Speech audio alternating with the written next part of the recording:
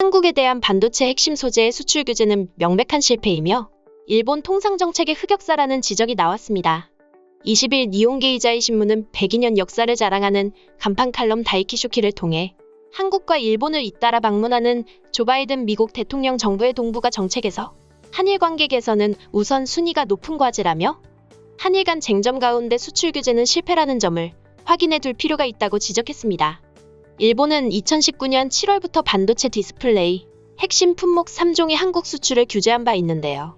표면적으로는 한국의 수출 관리에 부적절한 사안이 있기 때문이라는 이유를 내세웠지만 아베 신조 당시 총리가 강제징용공 소송에 대응하지 않는 한국 정부에 대한 사실상의 대항 조치라는 인식을 나타낸 적이 있다고 이 신문은 지적했습니다.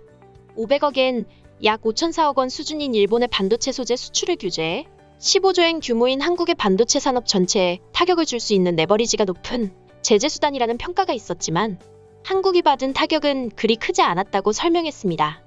실제로 일본의 수출 규제 이후 우리 소재, 부품, 장비, 핵심 품목에 일본 의존도가 낮아진 것으로 나타났는데요. 지난 2월 28일 산업통상자원부에 따르면 100대 핵심 품목의 대일 의존도는 2019년 30.9%에서 2021년 24.9%로 약 6%포인트 낮아졌습니다. 특히 일본의 수출 규제 3대 품목인 불화수소, EUV 레지스트, 브라폴리이미드 의존도가 급감했습니다.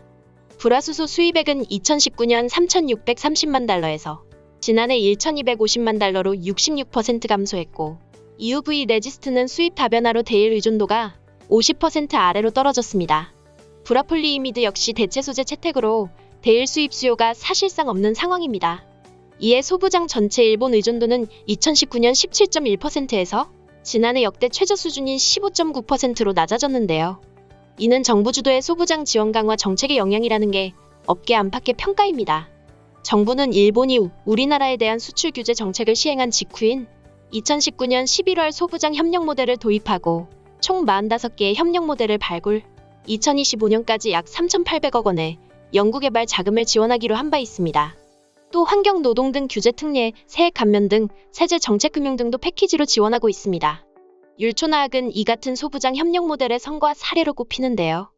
율초나학은 일본 수출 규제 이후 국내 2차 전지사와 지속적으로 협력해 현재 전량 일본에서 수입하는 전기차용 배터리 파우치를 국산화하는 데 성공했습니다.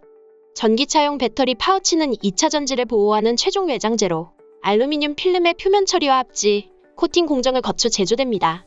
율초나학은 전기차용 2차 전지 파우치 소재 국산화와 함께 파우치 생산 장비도 국산화하면서 연간 최대 1억 제곱미터의 파우치 생산이 가능하게 됐습니다.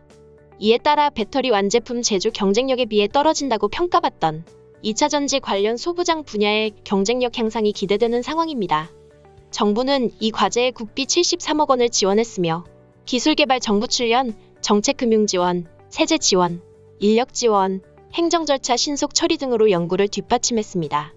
산업부는 국내 부품기업과 장비기업이 생산 장비 개발에 참여하고 기계연구원과 2차 전지사가 부품 장비 평가에 힘을 보태는 등 공급망 전반에 걸쳐 협력이 이뤄진 모범 사례라고 전했습니다. 일본 정부는 보복 조치를 통해 한국이 장기간 어려움을 겪기를 바랐지만 결국 우리나라는 위기에서 벗어났고 오히려 그 상황을 이용해 기회로 만들어낸 것입니다.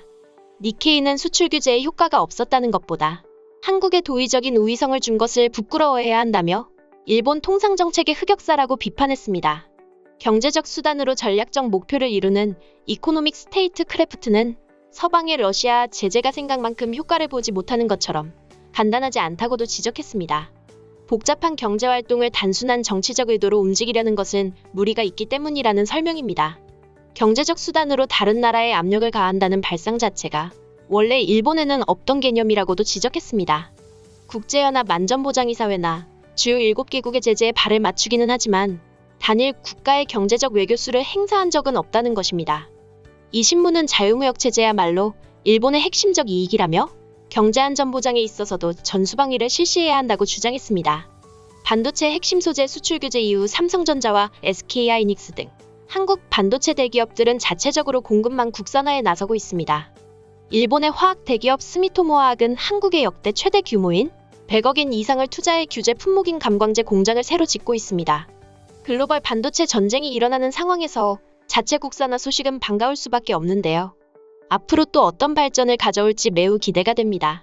한편 일본 네티즌들은 이 소식과 관련해 다양한 반응을 보였습니다.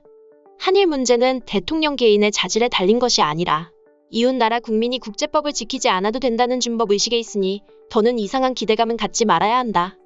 양국의 최대 우려인 징용공 판결은 이웃 나라가 청구권 협정에 따라 청구권은 변제 자금을 맡은 그쪽 정부에 청구해야 하며 일본에 직접 청구해서는 안 된다고 국내법을 정하고 이를 소급 적용해 판결을 무효화해야 해결될 것이다.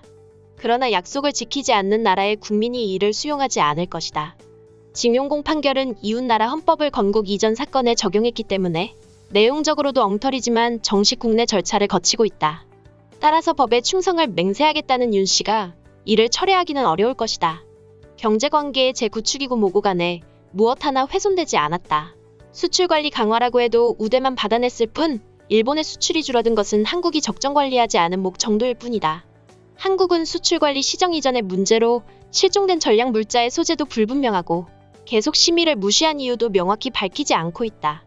물론 그 사안에 대해 잘못을 인정하고 사과하지도 않았고 어느 안건이나 그렇지만 기본적으로 그 나라 측이 야기한 문제이고 우선 한국이 잘못을 인정하지 않는 것부터 말이 안 된다. 지금 상황을 기회라고 한다면 한국 측의 잘못을 모두 문 씨에게 떠넘길 수 있다는 점 정도겠지. 일본은 한국에 대해 법에 따라 숙연하게 대응하고 있을 뿐 위안부나 징용공, 한일기본조약, 레이더 조사건 등 상식적으로 가능한 대응해왔다. 여기서 일본의 잘못이 있는가?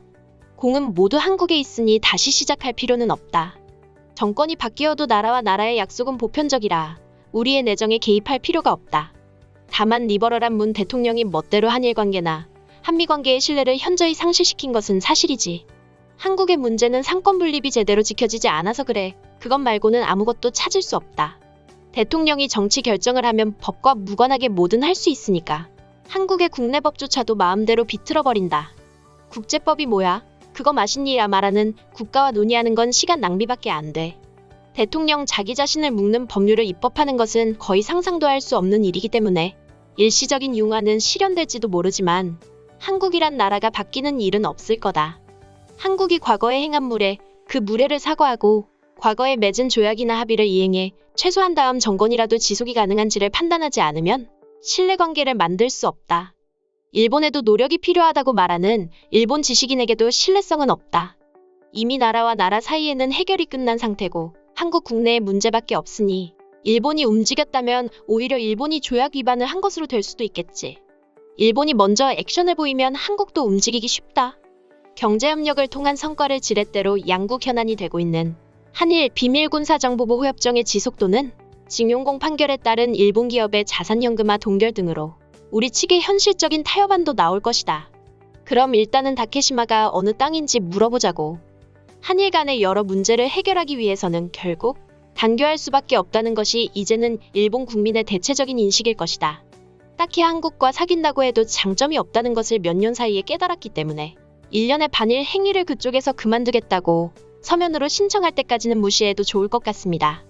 러시아의 전례와 같이 일본 영토인 다케시마를 불법 점거하고 있는데 경제적 결합은 당연히 무리잖아. 오히려 더 큰 경제 제재를 부과해 관계를 재구축하는 게 정답이다. 지지율이 낮아지면 반일을 하는 게 평소대로의 일이니까 기대해도 소용없다. 반일 교육을 그만하라고 여러 번 말해도 같은 일의 반복. 일단은 그것부터 고쳐야 한다. 뭐 그러면 지지율은 급강하하겠지만 지금까지 관련 소식을 접한 일본 네티즌들의 반응이었습니다. 또다시 흑역사를 만들어낼 생각인 걸까요? 한국에게 더 강한 제재를 부과해야 한다는 의견을 확인할 수 있었습니다. 오늘 소식은 여기까지입니다. 내용이 도움이 되셨다면 구독과 좋아요, 알림 설정 부탁드리겠습니다. 세상의 소식을 전하는 월드리뷰는 계속해서 달려나가겠습니다. 시청해주셔서 감사합니다.